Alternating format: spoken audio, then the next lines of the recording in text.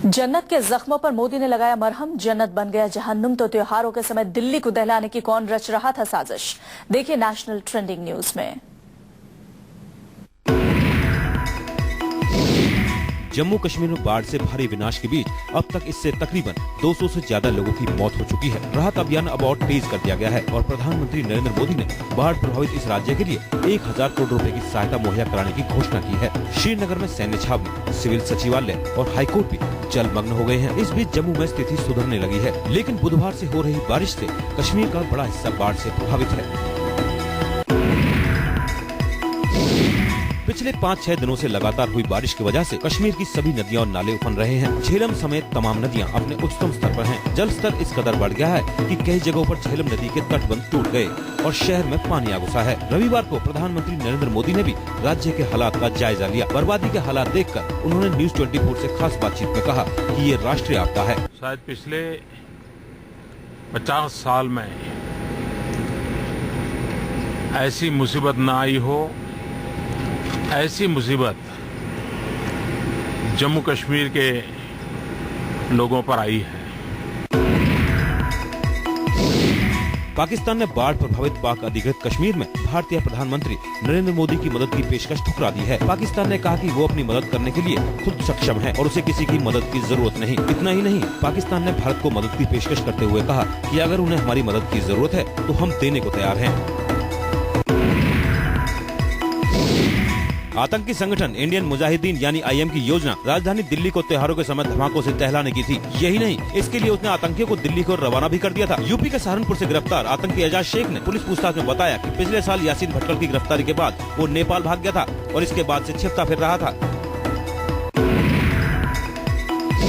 Indian Mujahideen को पैसे मुहैया कराता था शेख। इस बात को भी पुलिस की पूछताछ में उसने खुद कबूला है। एजाज शेख ने पुलिस को बताया कि दिल्ली पहुंचने के बाद उसे आगे और हुक्म मिलने वाला था। उसने दावा किया कि दिल्ली में उसे किन से मिलना था और आगे किन गतिविधियों को अंजाम देना था, ये सब उसके दिल्ली पहुंचने के बाद आखिरी समय में बताया जाना था। IM एजाज शेख की भूमिका देखते हुए उसे हवाला के जरिए IM के स्लीपर सेल को कुछ पैसे दिए गए थे।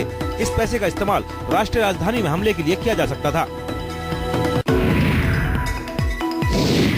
CBI डायरेक्टर अपने घर पर आने वाले लोगों की सूची के सामने आने के बाद फंस गए हैं। सुप्रीम कोर्ट ने आदेश दिया है कि CBI डायरेक्टर रंजीत सिन्हा के घर की रजिस्टर्ड डायरी को शपथ पत्र के साथ जमा कराया जाए। दरअसल वकील प्रशांत भूषण ने आरोप लगाया कि रंजीत सिन्हा ने 2G स्पेक्ट्रम और कोल्ड स्कैम के आरोपियों से मुलाकात की थी। सुप्रीम कोर्ट ने अपने फैसले में कहा कि जब तक ये रिकॉर्ड का हिस्सा नहीं होता है तब तक दस्तावेजों पर गौर नहीं किया जा सकता। मामले की अहम सुनवाई आज सुप्रीम कोर्ट में होगी।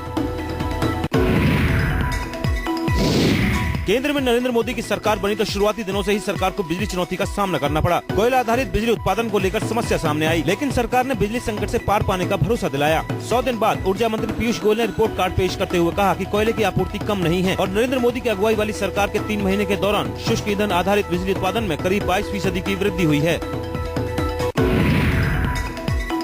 गंगा पुनरुद्धार संबंधी योजना पर प्रधानमंत्री नरेंद्र मोदी आज पहली उच्च स्तरीय बैठक लेने जा रहे हैं। सुप्रीम कोर्ट के सख्त रवैये के बाद ये कदम उठाया जा रहा है। मोदी का साफ कहना है कि हमें गंगा जी से अब कुछ लेना नहीं है, हम खूब ले चुके हैं, अब तो हमें गंगा जी को सिर्फ देना ही देना है। बहरहाल आज उमा भारती की मौजूदगी में मंत्रालय के सचिव प्रधानमंत्री के सामने प्रेजेंटेशन देंगी। इसमें कार्य योजना के बारे में बताया जाएगा। सूत्रों के मुताबिक गंगा सफाई लागत 1 लाख करोड़ के आसपास हो सकती है। राष्ट्रपति शी जिनपिंग के भारत आने से पहले राष्ट्रीय सुरक्षा सलाहकार अजीत डोभाल आज चीन के दौरे पर जाएंगे। राष्ट्रीय सुरक्षा सलाहकार अजीत डोभाल का 3 दिनों का दौरा है। डोभाल अपने दौरे में सीमा मामलों पर अपने चीनी समकक्ष यांग चेची से बात करेंगे। इस दौरान वो राष्ट्रपति शी से भी मिलेंगे। अजीत डोभाल अपने चीन दौरे में राष्ट्रपति शी के भारत दौरे की तैयारी को अंतिम रूप देंगे। सूत्रों के मुताबिक राष्ट्रपति शी के भारत दौरे में सीमा मसले पर बात होगी। जर्मनी के विदेश मंत्री फ्रैंक वाल्टर स्टीनमेयर आज प्रधानमंत्री मोदी और विदेश मंत्री सुषमा स्वराज से मुलाकात करेंगे। जर्मनी के विदेश मंत्री फ्रैंक वाल्टर स्टीनमेयर शनिवार को भारत पहुंचे हैं। भारत में जर्मनी के राजदूत माइकल स्टीनर ने कहा कि विदेश मंत्री यहां व्यापारिक चैम्बरों के साथ बैठक कर आर्थिक रिश्तों को गहरा बनाने पर चर्चा करेंगे। उनके साथ एक उच्च स्तरीय व्यापारिक डेलीगेशन भी है। राष्ट्रीय साक्षरता मिशन प्राधिकरण यानी NLMA देश भर में हर साल 8 सितंबर को अंतर्राष्ट्रीय साक्षरता दिवस मनाता है। नई दिल्ली के एक कार्यक्रम में भारत के राष्ट्रपति प्रणब मुखर्जी मुख्य अतिथि होंगे। केंद्रीय मानव संसाधन मंत्री स्मृति ईरानी कार्यक्रम की अध्यक्षता करेंगी। अंतर्राष्ट्रीय साक्षरता दिवस के मौके पर मानव संसाधन विकास मंत्रालय की ओर से तैयार किए गए प्रोडक्ट के प्रदर्शन के लिए प्रदर्शनी 2014 का आयोजन किया गया है। कहा कि मुख्यमंत्री ने कहा शराब पीना अच्छी बात है, कहा चलता था स्पा सेंटर में सेक्स रैकेट, कौन रच रहा था पत्रकार को मारने की साजिश? ये सभी खबरें देखिए ट्रेंडिंग न्यूज एट स्टेट में। दिल्ली बीजेपी अध्यक्ष सतीश उपाध्याय के गृह मंत्री राजनाथ सिंह की मुलाकात के बाद दिल्ली में सरकार बनाने को लेकर सुगबुगाहट तेज हो गई है। दिल्ली बीजेपी के नेता सतीश उपाध्याय ने कहा कि अगर उनके पास सरकार बनाने का निमंत्रण आएगा तो न मुख्यमंत्री के नाम पर परेशानी होगी और न सरकार बनाने पर। उन्होंने ये भी कहा कि अगर जरूरत होगी तो बीजेपी आधे घंटे के अंदर विधायक दल का नेता भी चुन लेगी।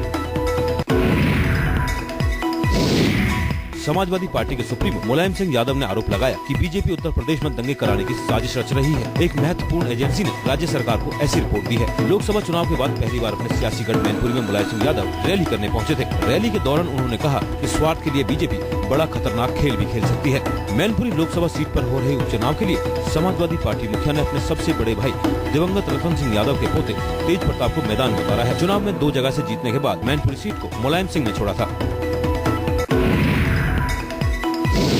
भारतीय जनता पार्टी के सांसद योगी आदित्यनाथ ने यूपी के कैबिनेट मंत्री आजम खान पर पलटवार किया है। आजम खान ने हिंदू मुस्लिम एकता की तुलना जोधा अकबर से करने को कहा था, जिस पर पलटवार करते हुए योगी ने कहा कि आजम खान गलतफहमी में ना रहे। अब कोई जोधा अकबर के साथ नहीं जाएगी। अब सिकंदर अपनी पुत्री चंद्रगुप्त को देगा। आजम देने को तैयार रहे, अब हमें लेना है। योगी ने ये बयान बीजेपी प्रत्याशी के समर्थन में हुई एक जनसभा में दिया। साथ ही उन्होंने कहा कि राज्य में विकास का पैसा कब्रिस्तान की सुरक्षा में लगाया जा रहा है। राज्य की सरकार को जनता की चिंता नहीं है, बल्कि उसे अलकायदा और हिजबुल मुजाहिदीन की ज्यादा चिंता है।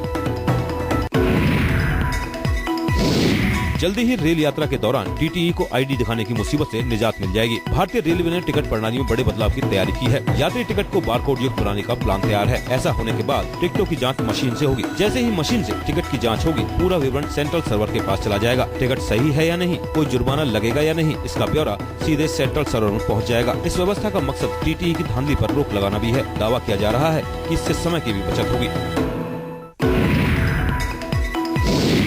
मुंबई में आज समंदर के किनारों पर लोगों की लहरें उमड़ेगी। नम आंखों से अपने प्यारे बप्पा को विदा करने इस वायदे के साथ कि अगले बरस बप्पा जल्दी आएंगे। इस साल विसर्जन के लिए मुंबई महानगर पालिका ने भी कई इंतजाम किए हैं, लेकिन 5:30 बजे लो टाइड की वजह से बड़ी मूर्तियों के विसर्जन में देरी हो सकती है। देर रात तक चलने वाले विसर्जन के लिए अलग अलग जगहों पर 1530 फ्लड लाइट लगाई गई हैं। 64 वॉच टावर बनाए गए हैं। समंदर के किनारों पर 400 लाइफ गार्ड्स और 55 बोटों की भी तैनाती की गई है।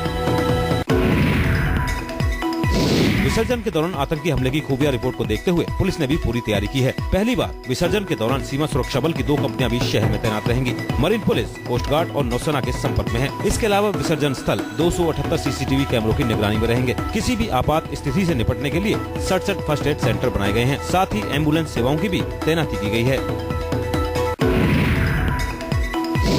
मुंबई पुलिस ने शनिवार को रवि पुजारी गैंग के 3 लोगों को हिरासत में लिया था, जिनके पास से कैश और हथियार भी बरामद किए गए थे। अब ताजा खुलासे में पता चला है कि इन लोगों को रवि पुजारी ने एक इंग्लिश अखबार के जर्नलिस्ट को मारने के लिए सुपारी दी थी, क्योंकि उस जर्नलिस्ट ने अपनी रिपोर्ट में रवि पुजारी को चिंदी चोर कहा था। इसके अलावा गिरफ्तार किए गए आरोपियों में से एक शख्स कई बॉलीवुड हस्तियों का ड्राइवर भी रह चुका है।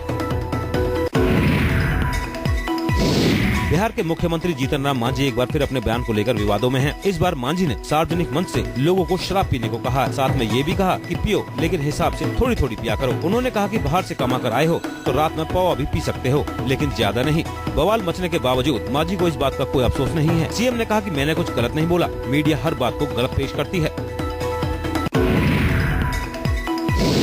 फरीदाबाद में एक मॉल के स्पा सेंटर से सेक्स रैकेट के आरोप में पुलिस ने 5 लड़कियों समेत 8 लोगों को गिरफ्तार किया है। पुलिस के मुताबिक स्पा का संचालक पहले लोगों की मसाज करता और फिर उन्हें लड़कियों का ऑफर देता था। बाद में फोन पर लड़कियों के फोटो भेजकर उन्हें ग्राहकों के साथ भेज दिया जाता था। पुलिस ने सूचना के आधार पर पहले एक व्यक्ति को फर्जी ग्राहक बनाकर भेजा और फिर पैसे तय होते ही उसने पुलिस को इशारा कर दिया, जिसके बाद वहाँ छापा मारा गया। पुलिस को स्पा से कई तरह की दवाइयाँ भी मिली हैं।